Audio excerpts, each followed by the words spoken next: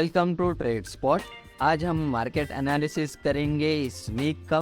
तो चलिए पहले हम सबसे पहले निफ्टी का एनालिसिस कर लेते हैं। तो यहाँ पर आप देख सकते हैं निफ्टी यहाँ पर एक बिग अपसाइड मूव के बाद एक रीटेस्ट किया और फिर से कंसोलिडेशन किया और मंडे गैप अप ओपन हुआ था, लेकिन कुछ रीटेस्ट करके फिर से ग्रीन में आ चुका है निफ्टी। तो यहाँ पर हमारा प्राइमरी टारगेट होगा ये लेवल जो कि 17,860 का है। यहाँ पर हमारा पहला टारगेट होगा और अगर इस लेवल को ब्रेक कर देता है तो हम दूसरा टारगेट यहाँ तक का लेंगे जो कि 18,000 का होगा। इस लेवल तक हम निफ्टी को देख सकते हैं, लेकिन कल के लिए निफ्टी का टारगेट हम यहाँ तक का अचीव कर सकते हैं। तो चलिए अब हम 15 मिनट्स टाइम फ्रेम पर देख लेंगे निफ्टी किस तरह से ट्रेड किया है।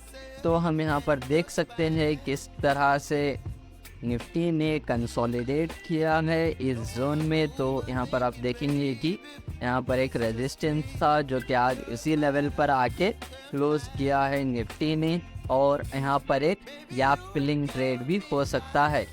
तो यहाँ पर आप बैंक निफ्टी में डेली टाइम फ्रेम पर देख सकते हैं कि एक अच्छा खासा बुलिश मोमेंटम है बैंक निफ्टी में, जो कि अगर हम लास्ट मंथ से देखेंगे तो बैंक निफ्टी ने 8% का अप मूव दिया है। और यहाँ पर आप देख सकते हैं बैंक निफ्टी ने एक फ्लैग एंड फॉल पैटर्न भी क्रिएट किया था और उसी का आज ब्रेकआउट भी दिया है। तो कल के दिन हम यहाँ पर बुलिश ही रहेंगे बैंक निफ्टी में, और यहाँ तक का आप टारगेट भी अचीव कर सकते हैं जो कि 0.8% का होगा। और अगर हम 15 मिनट्स की बात करते हैं तो यहाँ पर आप देखेंगे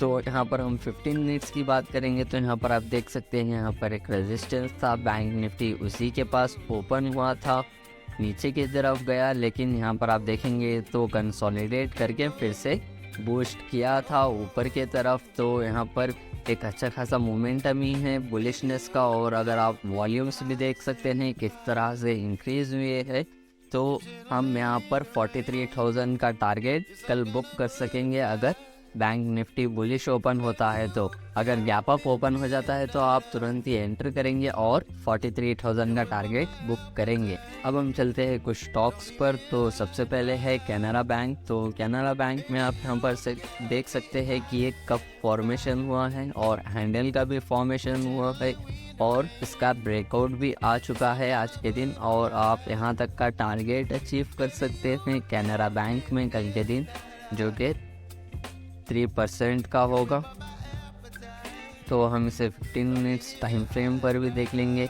तो यहाँ पर आप देख सकते हैं 15 मिनट्स टाइम फ्रेम पर भी आज एक रेजिस्टेंस को ब्रेक किया था और अच्छा खासा मोमेंटम दिया है अपसाइड की तरफ। और अगर हम यहाँ पर लास्ट हाफ एन आवर या 2 आवर देखेंगे तो यहाँ पर एक कंसोलिडेशन भी फॉर्म किया है कैनरा बैंक।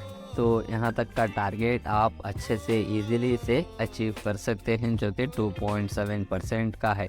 अब हम चलते हैं दूसरे स्टॉक पर जो कि है आरईसी लिमिटेड। तो आरईसी लिमिटेड भी हम डेली टाइम फ्रेम पर देखेंगे तो यहाँ पर एक रेजिस्टेंस जोन के पास आ चुका है। यहाँ पर आप देख सकते हैं रेजिस्ट किया, फिर से यहाँ पर रेजिस्ट किया और यहाँ पर भी इसने रेजिस्ट किया और यहाँ पर फिर से आके यहाँ पर एक कंसोलिडेशन भी किया है। और यहाँ पर आप देखेंगे तो एक फ्लैग एंड फॉल पैटर्न भी है आरईसी लिमिटेड में। तो यहाँ पर इसमें भी एक बुलिश मोमेंटम है और आप यहाँ तक का टारगेट अचीव कर सकते हैं जो कि 1.8% का होगा, 126 का होगा। आप एंट्री यहाँ पर ही लेंगे 124 के पास और आपको 2 पॉइंट्स का टारगेट यहाँ पर मिल सकता है आरईसी लिमिटेड में।